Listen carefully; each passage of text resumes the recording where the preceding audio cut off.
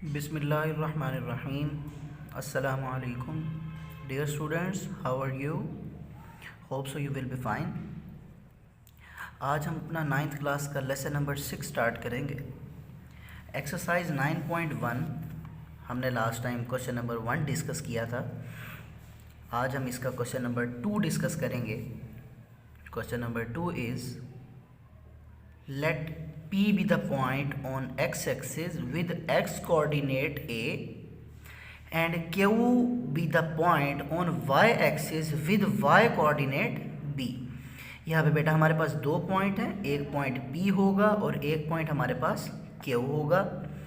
तो जो P point है उसका x कोऑर्डिनेट हम A के साथ, ये वाला A है, इसको हम x कोऑर्डिनेट सपोज करेंगे और y एक्सिस Q पॉइंट का विद y कोऑर्डिनेट B, जो B दिया हुआ ये y कोऑर्डिनेट होगा किसका? Q पॉइंट का।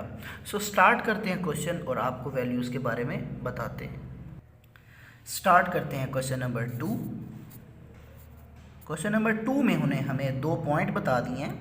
Late P be the point, P point के ऑर्डर्ड पेयर है हमारे पास और एक पॉइंट Q होगा जिसका ऑर्डर्ड पेयर हमारे पास कुछ इस तरह होगा। मैं इसलिए कुछ नहीं लिख रहा क्योंकि क्वेश्चन में थोड़ा सा हमें प्रॉब्लम था।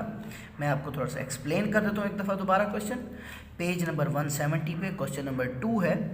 उसमें बताया गया हमें P हमारे पास जो ऑर्डर्ड पेयर है, P जो पॉइंट होगा एक्चुअली उसमें जो x कोऑर्डिनेट, अब यहाँ पे A की वैल्यू उन्होंने हमें बता दी है वो 9 है और B की वैल्यू जो हमें बता दी है वो हमारे पास क्या है? B is equal to 7। B is equal to 7। So उन्होंने कहा है कि P पॉइंट हमारे पास x कोऑर्डिनेट के साथ है। P पॉइंट में जो x कोऑर्डिनेट होगा वो A होगा। तो A हमारे पास यहाँ पे है 9, वो x कोऑर्डिनेट हो तो पहले लिखेंगे ऑब्वियसली, बाद में नहीं लिखेंगे क्योंकि बाद में हमारे पास y कोऑर्डिनेट होता है। Q एक ऐसा पॉइंट है जिसमें जो y कोऑर्डिनेट का जो हमारे पास पॉइंट होगा वो B है और B एक्चुअली क्या है? 7 है। तो हम ये अज्यूम कर सकते हैं कि P एक ऐसा पॉइंट है जो हमारे पास किसके ऊपर है? ओरिजिन पे है। वो x एक्सिस पे तो मूव कर रहा है लेकिन y एक्सिस पे मूव नहीं कर रहा। सो y हमारे पास क्या होगा? 0 होगा। इसी तरह Q पॉइंट हमारे पास वो y कोऑर्डिनेट के अकॉर्डिंग तो मूव कर रहा है थ्रू आउट ओरिजिन, लेकिन x कोऑर्डिनेट के अकॉर्डिंग वो हमारे पास x पॉइंट होगा वो यहाँ पे 0 कंसीडर करेंगे। ठीक है बेटा, तो स्टार्ट करते हैं सोल्यूशन। यहाँ पे हमने इनका डिस्टेंस ही फाइंड करना है। सो मैं एक दफ़ा दोबारा आपको बता दूँ, हमारे पास x और y दो पॉइंट्स हैं, ये भी x है और ये y है। यहाँ पे हम दोनों को डिस्टिंक्शन के लिए हम यहाँ पे x1 और y1 यूज़ कर लेंगे, इसको x2 और y2 यूज़ कर लेंगे। ठीक है, सो स्टार्ट करते हैं। डिस्टेंस फार्मूला हमने basically find the distance between P and Q find करना था। सो P Q का जो डिस्टेंस होगा हम यहाँ मेंशन कर देंगे x2 माइनस x1 का whole square plus y2 minus y1 का होल स्क्वायर। मैंने लास्ट टाइम भी आपके साथ डिस्कस किया था कि हम क्या करेंगे, x1 और x2 को हम इंटरचेंज कर सकते हैं। x1 पहले लिख सकते हैं, x2 बाद में लिख सकते हैं, बिकॉज कोई इशू नहीं है हमारे पास। वैल्यूज़ के साइन जो है वो कोई भी आ जाए, +3 आ जाए या -3 आ जाए, किसी भी तरह से कोई भी नंबर अगर आता है तो उसका तो स्केयर हमने अप्लाई करना है। तो स्केयर अल्टीमेटली हमारे पास टर्म को क्या करेगा? पॉजिटिव साइन में कन्वर्ट कर देगा। सो हमारे पास P Q का जो डिस्टेंस है वो फाइंड कर रहे हैं हम, स्केयर रूट आ जाएगा। x2 हमारे पास बेटा जो वैल्यू है वो 0 है, 0 माइनस x1 हमारे पास 9 है, 0 minus 9 whole square plus y basically y2 point हमारे पास 7 है और y1 हमारे पास 0 है, 7 minus 0 whole square. Now square root of 0 minus 9 is minus 9 square plus 7 minus 0 is 7 square. So this is the point P Q, the distance. Basically P Q हमारे पास जो mod है वो इक्वल आ जाएगा -9 का स्केयर भी 81 होता है और +9 का स्केयर भी बेसिकली 81 होता है। सो 81 + 49। ठीक है बेटा, सो हम इसको सिंप्लीफाई कर लेते हैं फर्दर। ये हमारे पास बनेगा पी क्यू का mod is equal to 81 plus 49, 9 plus 1 is 10, 0 1 carry, 8 and 4 12 and 1 13। हमारे पास बेसिकली ये पॉइंट आ जाता है 130। पी क्यू का जो मॉड होगा वो हमारे पास स्क्वायर रूट ऑफ 130 के इक्वल आएगा, उसको हम कैलकुलेटर से चेक कर लेते हैं। सो बेटा जी ये सॉल्यूशन हमारे पास 130 ही आएगा, ठीक है। सो ये जो डिस्टेंस हमारे पास आ गया है पी क्यू पॉइंट्स का वो स्क्वायर रूट 130। आप इसको कैलकुलेटर से सिंप्लीफाई करके भी लिख सकते हैं, जो हमारे पास 11 पॉइंट समथिंग आंसर आएगा, ठीक है बेटा जी। इसके अलावा अगर आप इसको डायरेक्ट यहीं तक ऐसे ही लिखा रहने दें तो भी इसमें कोई इशू नहीं है, ठीक है बेटा। सो एक दफ़ा दोबारा बता दूं मैं आपको, P और Q हमारे पास दो पॉइंट्स थे। हमें P का जो x कोऑर्डिनेट है वो बताया हुआ था और Q का y कोऑर्डिनेट हमें बताया हुआ था, वो A और B की कंडीशन में बताया हुआ था।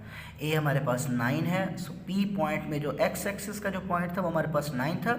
हमें P पॉइंट में y एक्सिस नहीं बताया हुआ, तो हम ये कंसीडर कर लेंगे कि वो पॉइंट हमारा किस पे है, स्ट्रेट उसी लाइन पे है, x उसी एक्सिस पे है, y पे कोई मूव नहीं कर रहा पॉइंट हमारे पास, ठीक है बेटा।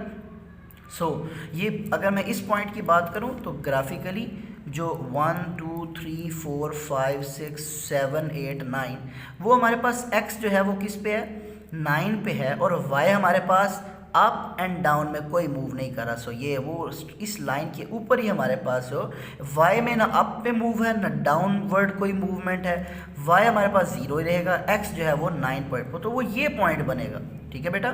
सो Q पॉइंट वो हमारे पास वो पॉइंट है जो x पे तो 0 मूव कर रहा है, लेकिन y पे कितना पॉजिटिव 7, 1 2 3 4 5 6 7।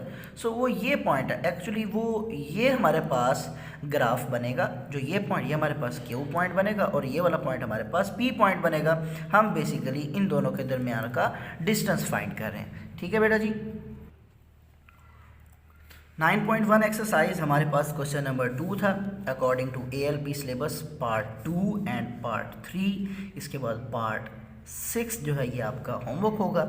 इसके बाद बेटा जी हम डिस्कस करेंगे कोलिनियर पॉइंट्स।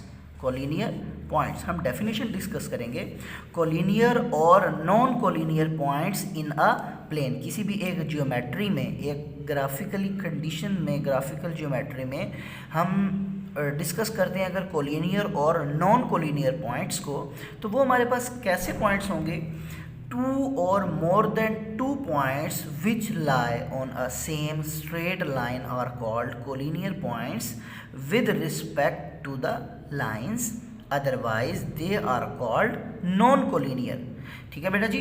बताया ये गया इसमें कि आपके पास अगर एक स्ट्रेट लाइन है जिसके ऊपर डिफरेंट पॉइंट्स हैं, एक जिस तरह हमने ग्राफ बनाया y is equal to m x plus c, y is equal to m x plus c, ये एक स्ट्रेट लाइन थी।